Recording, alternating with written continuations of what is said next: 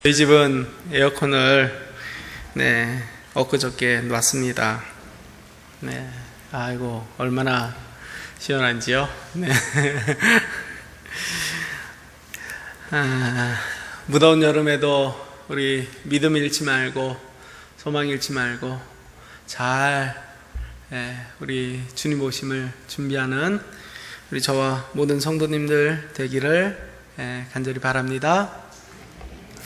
오늘 히브리서 11장을 다시 한번 펴도록 하겠습니다. 히브리서 11장 20절로 있는 말씀부터 봅니다. 히브리서 11장은 우리가 잘 아는 것처럼 믿음의 정말 대표 주자들을 다 모아놨습니다. 그들이 믿음의 특징이 무엇인지 우리의 관점이 아니라 하나님의 관점에서 믿음의 사람들의 믿음을 우리에게 소개해 주고 있습니다. 각 사람들이 나름 독특한 믿음의 삶을 살아왔습니다. 그러나 그들의 믿음에 공통점이 있습니다. 어떤 공통점인지 잘 살펴봤더니 그들이 참 연약한 사람이었어요. 그러나 그의 평생에 하나님의 말씀을 붙들고 순종하면서 살았고, 정말 믿음의 소망 가운데서 그들이 다 죽었다라는 그러한 공통점이 있습니다. 오늘 말씀의 주인공은 3명입니다. 이삭, 야곱, 요셉입니다. 우리 히브리서 11장 20절 말씀. 이삭에 대해서 이렇게 성경은 기록합니다. 함께 읽겠습니다. 믿음으로 시작. 믿음으로 이삭은 장차 있을 일에 대하여 야곱과 에서에게 축복하였다. 이삭의 많은 전 생애를 통해서 그의 믿음의 생애를 소개하는데요, 하나님은 한 가지 사건에 집중합니다. 그죠? 얼마나 많은 일들이 있었어요. 한 가지 사건. 그가 자기 아들 야곱과 누구에게? 에서에게 축복했다. 그것이 그의 믿음이었다라고 기록합니다. 야곱에게 축복을 한 건 알겠는데 에서에게도 축복을 했는지 좀 이따 살펴보도록 하겠습니다. 21절 말씀. 야곱에 대한 믿음은 하나님께서 이렇게 우리에게 소개하며 이런 믿음을 사모하라고 말씀하십니다. 함께 읽겠습니다. 21절 믿음으로 시작. 믿음으로 야곱은 죽을 때에 요셉의 각 아들에게 축복하고 그 지팡이 머리에 의지하여 경배했다. 믿음으로 야곱은 죽을 때에 요셉의 아들에게 축복하였고 지팡이에 의지해서 경배했다. 이것이 누구의 믿음이라고요? 야곱의 믿음이고 우리들이 본받아야 할 믿음이라고 소개합니다. 한 사람 더 보도록 하겠습니다. 22절 말씀. 요셉입니다. 요셉의 이야기는 성경에 정말 많이 기록되어져 있는데요, 이 요셉의 그 파란만장한 그 생애 가운데 정말 하나님께서 우리에게 소개해 주고 싶은 믿음입니다. 22절 함께 읽겠습니다. 시작. 믿음으로 요셉은 임종시에 이스라엘 자손들이 떠날 것을 말하고 또 자기 뼈를 위하여 명하였다라고 이렇게 이야기합니다. 그렇습니다. 이 세 절은 세 사람의 믿음을 소개할 뿐만이 아니라 시간의 약간의 점진성을 우리에게 보여주고 있습니다.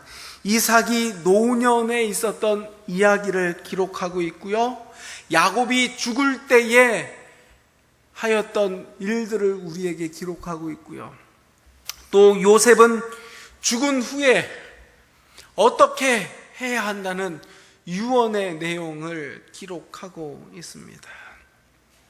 이 세 사람의 내용은 모두 믿음의 내용이며 앞으로의 소망을 말하고 있는 것입니다.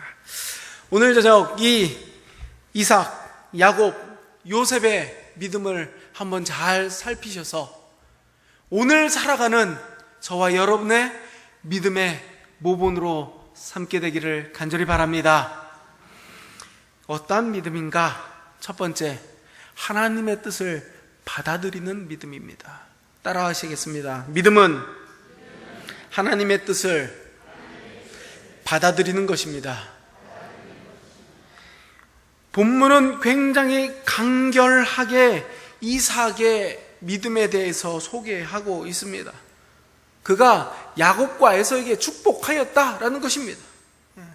그런데 실상 이 믿음의 기록이 자세히 기록된 창세기의 기사를 보면은요, 이삭은 누구에게 축복하기를 원했습니까? 자기 아들 장자인 에서에게 축복하기를 원했습니다. 그러나 이것은 하나님의 뜻이 아님을 우리는 잘 알고 있습니다. 왜냐하면 이미 하나님께서는 오래전에 장자보다는 누구를 통해서, 차자를 통해서 하나님의 뜻을 이룰 것을 이미 계시하셨습니다. 창세기 25장 이 말씀의 배경이 되는 말씀을 보면은요, 이삭이 아내가 잉태하지 못하니까 하나님 앞에 간구합니다. 그랬더니 하나님께서 은혜를 주셔서 잉태되게 됐어요. 그런데 가만히 봤더니 이 뱃속에서, 리브가 뱃속에서 애들이 막 싸우는 거예요. 그러니까 이게 걱정이 되는 거예요, 아빠가. 그래서 다시 한번 하나님 앞에 기도합니다. 하나님 도와주세요. 뱃속에서부터 쟤들이 지금 싸우고 있습니다. 그랬더니 하나님께서 그 기도를 들으시고, 하나님 이 같으면 어찌할꼬 하고 가서 여호와께 묻자오되 여호와께서 그에게 이르시되 두 국민이 내 태중에 있구나. 이 민족이 저 민족보다 강하겠고 큰 자는 어린 자를 섬기겠다라고 하나님께서 말씀해 주십니다. 그런데 이삭이 에서를 좋아했어요. 그 기록을 왜 좋아했는가 봤더니 에서는 사냥을 잘해요. 그래서 아버지가 좋아하는 음식을 잘 잡아다가 드리니까 이 이삭의 마음이 누구에게 가 있는 거예요? 에서. 그리고 장남에게 이렇게 가 있는 것입니다.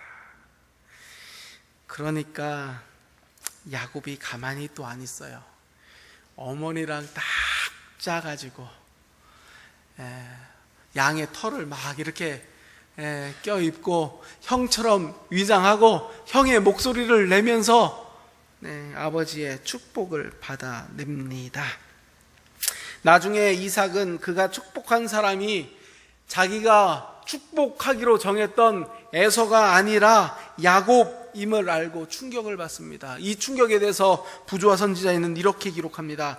눈이 어둡고 연로한 아버지는 기만당한 줄 알고 놀라움과 고통으로 떨었다. 그가 오랫동안 자기 나름대로 품고 있었던 소망은 좌절되어 버렸고, 그는 그의 맏아들에게 틀림없이 다가올 큰 실망을 절실하게 느꼈다. 이 이삭이요, 마음이 너무나 지금 괴로운 것입니다. 내가 그렇게 뜻을 정했건만 그 뜻이 지금 기만당했음을 알게 되었습니다. 또 이제 그 축복을 받으러 장자 올 건데 이 장자는 또 어떡하나 염려가 되는 것입니다. 그런데 그의 마음속에 이러한 생각이 들었답니다. 그러나 그의 목적이 좌절되었을 때 그가 방지하려고 결심했던 바로 그 일이 실현된 것은 하나님의 섭리였다는 확신이 그에게 번개처럼 떠올랐다. 축복의 말이 그의 입술에 머물러 있는 동안 그는 영감의 성령이 그에게 임재하심을 느꼈다. 이제 모든 사정을 한 그는 무의식 중에 야곱에게 선언된 축복을 승인하였다. 에서가 와서 따지는 것입니다. 아버지, 어떻게 그럴 수 있습니까? 그럴 때 이삭이 이렇게 이야기합니다. 그를 위하여 축복하였은즉 그가 정령 복을 받을 것이니라. 이것이 하나님 보시기에 이삭의 가장 큰 믿음이라고 합니다. 에서에게도 축복했습니다. 에서에게도 축복을 했는데 축복인지 저주인지 모르는 축복을 했습니다. 네가 동생을 섬기겠다 뭐 이런 축복을 했습니다. 왜 그런 축복을 했을까요? 그 축복을 들은 에서는 더욱더 분에 사로잡혔습니다. 에서의 마음을 모를 일 없는 아버지가 왜 그런 결정을 했을까요? 그것은 하나님의 뜻이 어디에 있는 줄 이삭이 알기 때문에 그런 것입니다. 그리고 28장에 보면 에서가 야곱을 죽이려 하자 이제 야곱이 떠납니다. 그때 아버지 이삭이 다시 한번 야곱을 부르고 창세기 28장 1절 이하에 보면 이삭이 야곱을 불러 그에게 축복을 다시 합니다. 그리고 이렇게 이야기합니다. 하나님이 내게 복을 주어 너로 생육하고 번성케 하사 너로 여러 족속을 이루고 아브라함에게 허락하신 복을 내게 주시기를 내가 원한다 라고 말합니다. 이삭의 마음속에 결국 나의 뜻이 아닌 누구의 뜻이 이루어져야 한다는 것을 고백하는 거예요. 하나님의 뜻이 이루어져야 한다는 것을 인정하고 고백하는 것입니다. 이 성경 말씀 아십니까? 사람이 마음으로 자기의 길을 계획할지라도 그 길을 인도하시는 분은 누구시라고요? 여호와 신이라 라고 하는 믿음으로 사는 것입니다. 근데 이 비슷한 장면이요, 이삭에게만 있는 것이 아니라 그의 아들 야곱도 이 비슷한 일을 겪게 됩니다. 오늘 본문 21장 말씀이 믿음으로 야곱이 죽을 때에 요셉의 각 아들들에게 축복하였다라고 기록합니다. 이것도 똑같은 일이 일어납니다. 야곱에게 그의 아들 요셉 직업이 뭐예요? 요셉 직업이 뭡니까? 애굽나라 총리 뭐 그 정도 돼요, 그죠? 애굽나라 총리 정도 되는 아들이에요. 그 아들, 훌륭한 아들, 집안을 잘 살린 그 아들, 그 아들이 아버지가 돌아가실 때가 되니까 아버지에게 아들들을 데리고 오는 것입니다.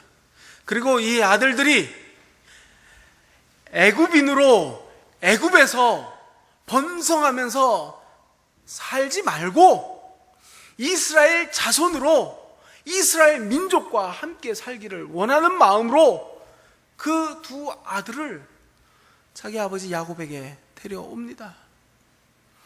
큰 아들이 므낫세이고 둘째 아들이 에브라임인데, 요셉이 므낫세를 아버지 오른편에 오른손으로 안수할 수 있게 오른편으로 딱 앉혀놓고 차자인 에브라임은 왼손으로 안수할 수 있게 왼편으로 딱 앉혀놓고 침상에 아버지를 일으키고, 아버지 우리 두 아들을 축복해 주셔서 이스라엘 백성으로 살게 해주세요 라고 부탁을 합니다.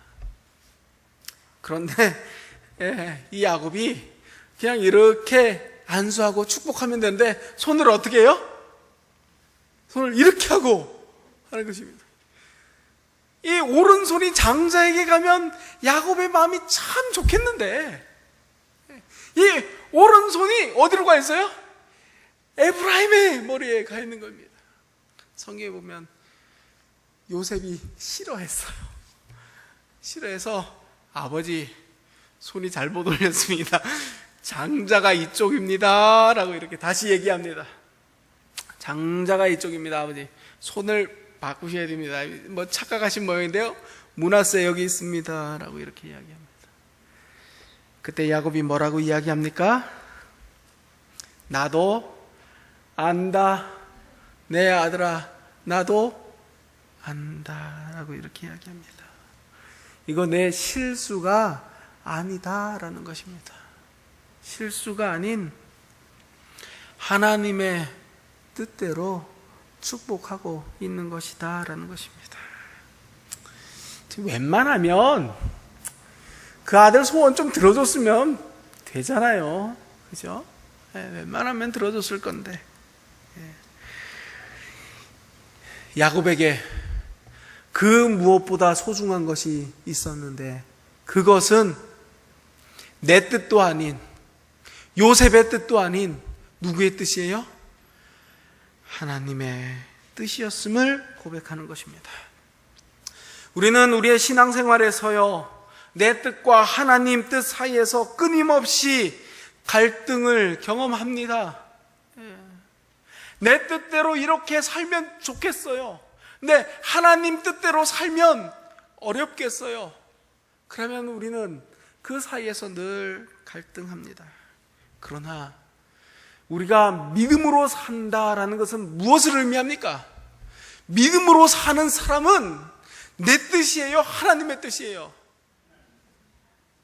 확실합니까? 확실하지 않은 분들이 많은 것 같아요. 확실합니까? 그 길이 내가 계획한 길보다 더 어려운 길이라도 우리 하나님의 뜻대로 그 좁은 길 걸어가기로 선택해야 합니까? 아멘. 그것이 믿음이라고 소개하는 것입니다. 믿음이 있다 하며 내 뜻대로 가는 사람은 그것은 믿음이 없는 것이죠. 내 믿음이 중요합니까? 하나님의 믿음이 중요합니까? 하나님 믿음대로 사는 것입니다. 그 뜻을 순종하는 그 길이 어려운 길이라 할지라도, 고난의 길이라 할지라도, 혹은 내 생명을 내어놓는 길이라 할지라도 그 길로 걸어가기로 선택하는 믿음의 사람 되기를 간절히 바랍니다. 그것이 자기를 부인하고 십자가를 지고 가는 삶인 것입니다. 예수님께서도 그렇게 사셨습니까? 우리의 소망이요 믿음의 주인이신 예수님도 그러한 삶을 사셨습니까? 마지막 예수님께서 어떻게 기도하셨습니까? 우리 다 알지 않습니까? 아버지요, 내 뜻대로 하옵시고 마옵시고. 내 뜻대로 마옵시고. 누구의 뜻대로요? 아버지의 뜻이 이루어지기를 원합니다. 믿음은 하나님의 뜻을 받아들이는 것입니다. 내 계획과 나의 방법과 나의 계획이 아니라, 나의 길로 가는 것이 아니라 하나님의 뜻을 온전히 받아들이는 길임을 이 시간 다시 한번 기억하게 되기를 간절히 바랍니다. 따라 하시겠습니다. 믿음은 죽을 때도 있어야 합니다. 죽을 때 믿음이 있어도 되고 없어도 된다고요? 죽을 때도 믿음이 있어야 합니다. 본문 21절이 그렇게 이야기합니다. 믿음으로 야곱이 죽을 때에 일어난 일을 우리에게 소개하고 있습니다. 참 부러워요. 그죠? 정말 믿음으로 죽을 수 있다면 얼마나 좋을까, 이런 생각을 이 말씀을 묵상하면서 하게 됩니다. 네. 믿음으로 죽을 수 있다는 것, 이것이 그리스도인들에게 얼마나 행복한 일일까, 뭐 이런 생각을 해요. 제가 늘 기도하는 것, 우리 어머님 늘 기도하는 것, 우리 어머님이 요즘 운동을 열심히 하세요. 요즘 제가 안 타는 자전거도 탄다고 막 그래요.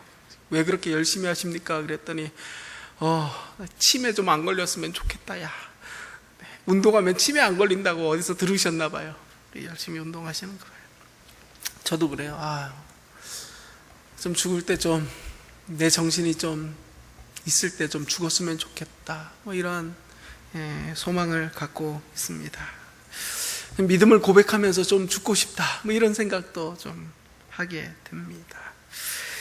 근데 인생을 개판으로 살다가 마지막 순간에 믿음으로 죽는다는 것이 가능할까요? 별로 가능하지 않습니다. 믿음으로 죽기 위해서는 무엇으로 살아야 돼요? 믿음으로 살아야 합니다. 근데 오늘 본문에 나오는 야곱의 이야기는요, 저에게 또 다른 고민을 줍니다. 야곱이 과연 믿음으로 살았는가? 이런 생각을 하게 되는 것입니다. 부조와 선지자 야곱의 이야기를 읽어보면 야곱에 대해서 이렇게 설명하고 있습니다. 야곱은 원래 목적을 위해서 수단과 방법을 가리지 않는 사람이에요. 그죠? 형에게 장자권을 뺏기 위해서 그냥 형 배고플 때 그 죽 한 그릇 주면 되는데 그걸 싹 거래해버립니다. 아버지에게도 각오해가지고 그냥 그 야비하게 어떻게 그렇게 아버지의 축복을 그렇게 거짓으로 받아내면 그 축복이 자기께 될까? 이런 생각도 하는데 그냥 끝까지 그 축복 자기 걸로 받아내죠. 야곱을 이렇게 이야기합니다. 야곱은 범죄했으며 많은 괴로움을 당했다. 큰 범죄를 범하고 아버지의 장막에서 도망하여 나온 그날부터 그는 여러 해 동안 수고와 염려와 슬픔을 당했다. 어머니와 이별하고 다시는 어머니를 보지 못했으며 집 없는 도망자로서 사랑하는 여인을 위하여 7년 동안 수고하였으나 어이없는 속임을 당했고 탐심과 욕심이 많은 친척을 섬기느라 20년 동안 수고했다. 재산은 불어나고 스라의 자녀들은 태어났지만 가족들의 불화와 불목 때문에 기쁨이라고는 찾아볼 수가 없었다. 야곱의 생애를 이렇게 선지자는 묘사하고 있습니다.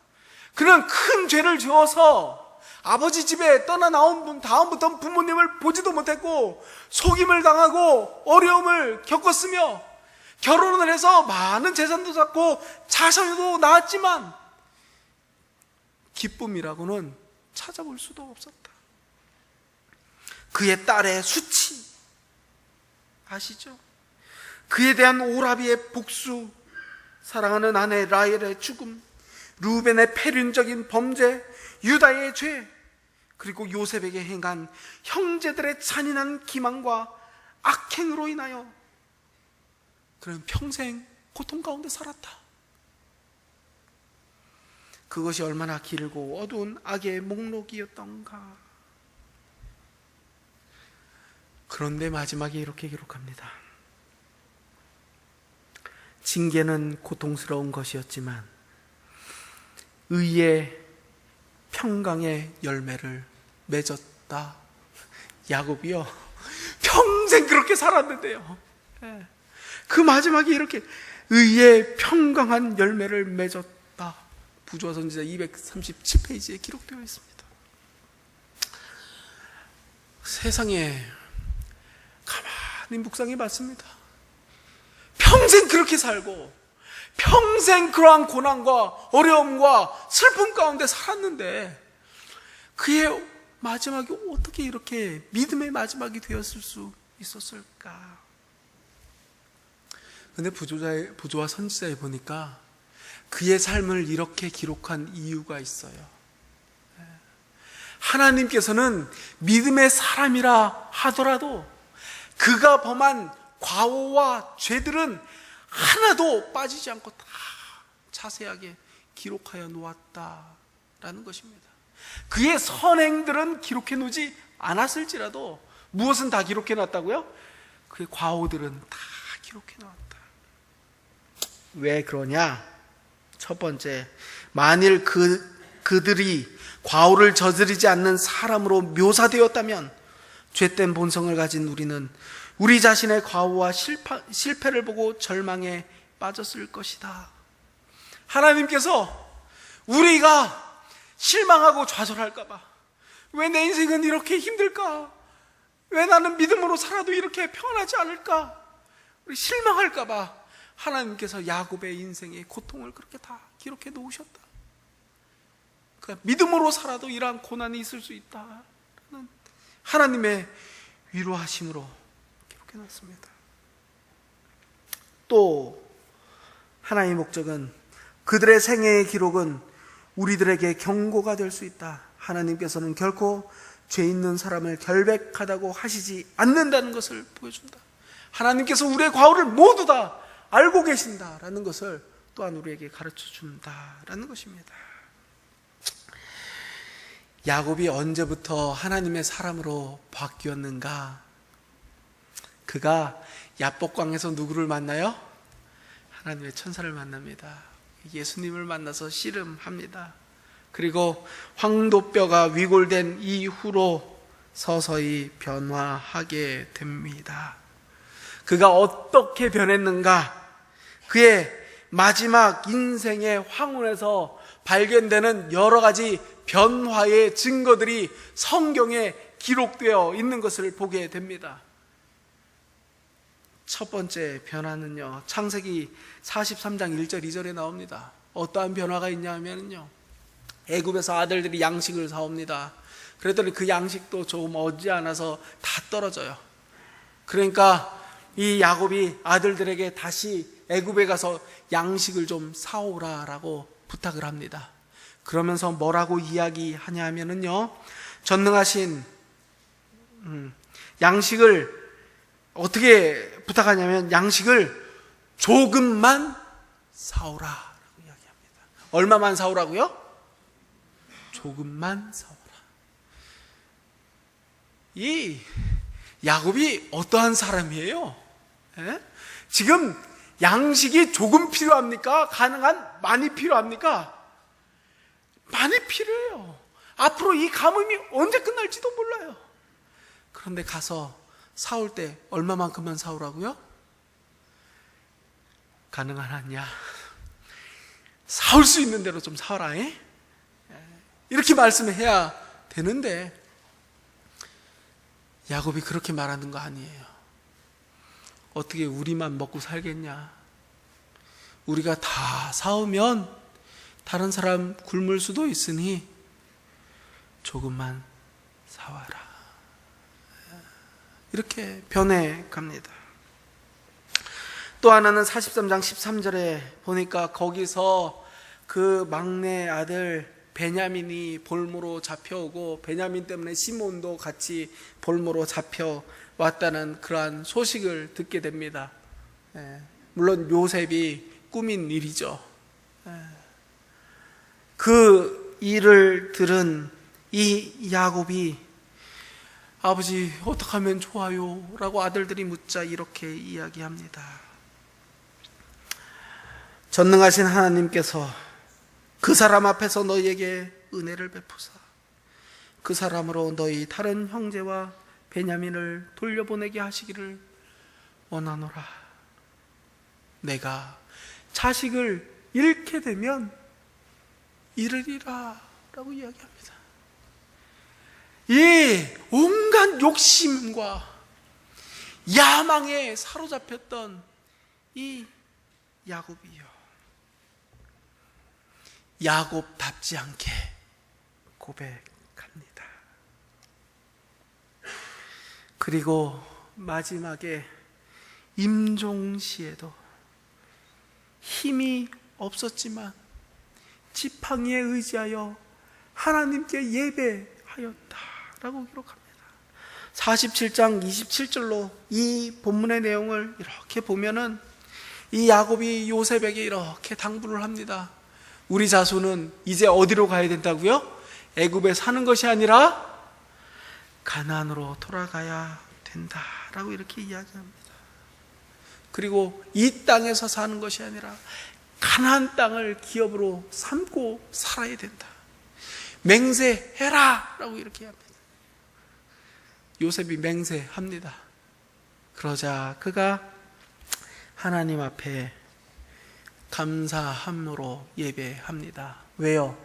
하나님의 뜻이 자기의 자손들에게 이루어질 것을 그가 이제 확신했기 때문에 하나님의 뜻이 자손들에게 이루어질 것 확신하고 하나님 앞에 감사의 예배를 드리는 그러한 사람이 된 것입니다. 그는 이렇게 믿음의 사람이 되었습니다. 그리고 믿음으로 당당하고 담대하게 죽음을 맞이하게 되었습니다. 저도 참 예배 드리면서 죽을 수 있다면 얼마나 좋을까 이런 생각을 좀 해봤습니다. 혹시 제가 설교하다가 쓰러져 죽으면 어떻게 될까 뭐 이런 생각도 했어요. 제가 혹시 설교하다가 쓰러져 죽으면은 어떤 일이 벌어져야 될까요? 예? 교회가 뭐가 되냐고? 그러네, 갑자기 교회가 뭐가 됩니까? 그 생각은 못했어요. 제가 그러면은 설교 중에 쓰러져 죽는 일은 없도록 그럼 조심하도록 하겠습니다. 그러나 제 소원이 있다면 그 누군가 제가 임종할 때에 와서 찬미 불러주고 말씀 들어주고 기도해 주기를 제가 소원합니다. 소원합니다.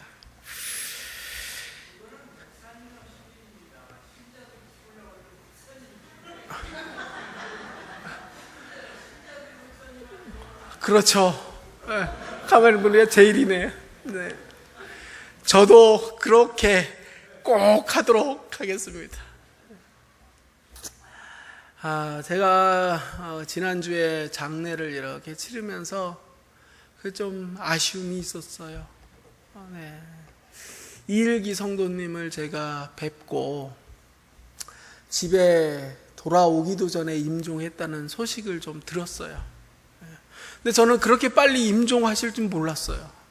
그래서 뭐 며칠은 더 계시겠지 하고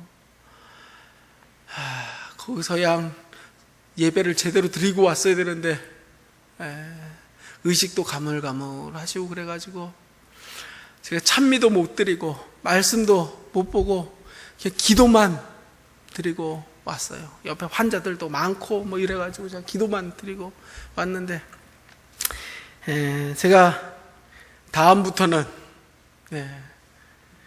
좀 위태위태하다 싶으면 꼭 찾아뵙고 찬미도 드리고 소망의 말씀도 전하고 기도도 하고 그리고 와야겠다라는 그러한 생각을 하였습니다. 제가 임종 예배를 잘 준비하겠습니다. 그러면 되겠죠? 네.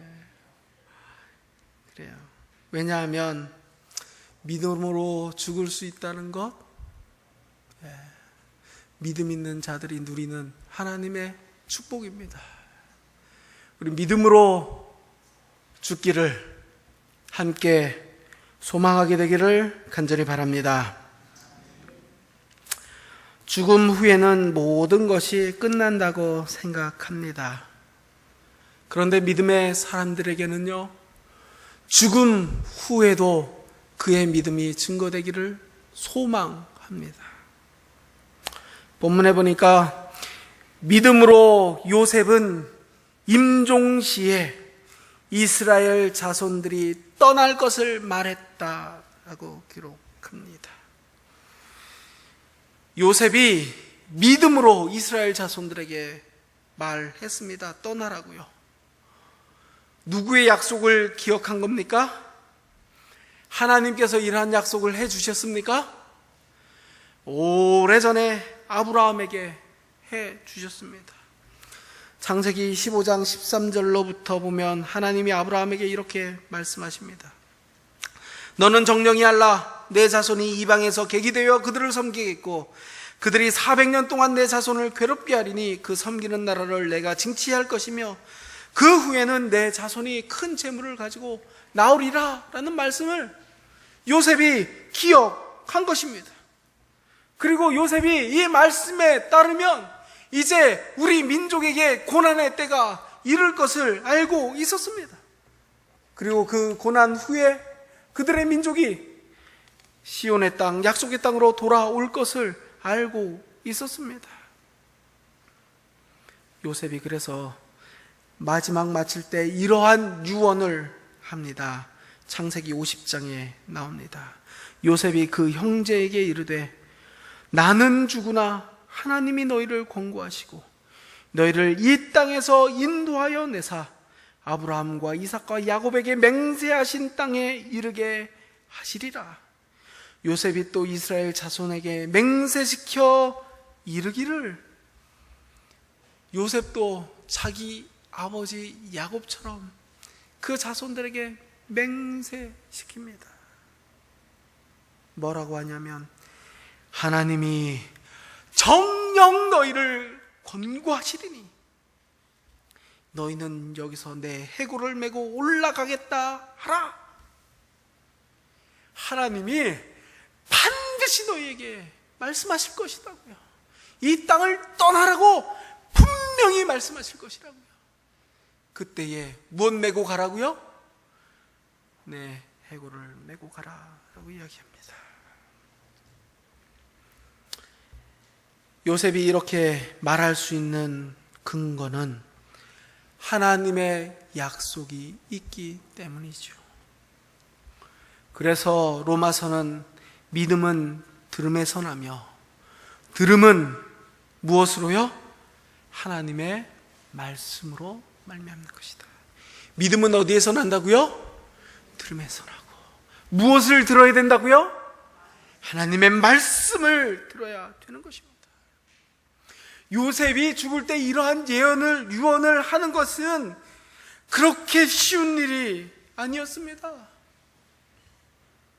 요셉에게 애굽의 땅은 성공의 땅입니다. 번영의 땅입니다. 모든 것이 다 이루어 놓은 가장 좋은 고센 땅을 얻어 놓았습니다. 그곳에서 자자손손 잘 살면 될 것 같은데 우리가 가야 될 저 가나안 땅은요, 아무런 비전도 보이지 않는 땅이에요. 그러나 요셉은 누구의 말씀에 의지합니까? 하나님의 말씀에 의지하는 것입니다. 우리가 선택의 순간에 참된 신앙의 선택을 하기 위해서는 누구의 말씀을 잘 알아야 돼요? 하나님의 말씀을 잘 알아야 됩니다. 하나님의 말씀을 잘 늘 묵상하고 그것을 잘 알아야 하나님의 뜻대로 선택할 수가 있습니다. 주님께서 마지막 시대에 살고 있는 저와 여러분들을 위하여 귀한 성경의 말씀을 주시고 혹시 성경의 말씀을 곡해할까 봐 고든 진리로서 증언의 말씀도 우리에게 허락하여 주신 그 놀라운 하나님의 은혜를 다시 한번 감사함으로 우리 마음속에 꼭 귀중함으로 새기게 되기를 간절히 바랍니다. 마지막 이 환난도 있고 어려움도 있는데 하나님께서 우리에게 뭘 주시나? 왜 뭐 큰 성령의 능력은 안 주시나? 이러한 오해하지 마시고요. 가장 확실한 길인 주의 말씀과 증언의 말씀을 우리에게 주셨음을 인하여 감사하고 날마다 주의 말씀 묵상하고 명상하고 결심하면서 우리의 인생의 선택의 순간순간마다 하나님의 뜻을 높이 받드는 믿음의 사람 되기를 간절히 소망합니다. 요셉이 그러한 고백을 하는 것입니다.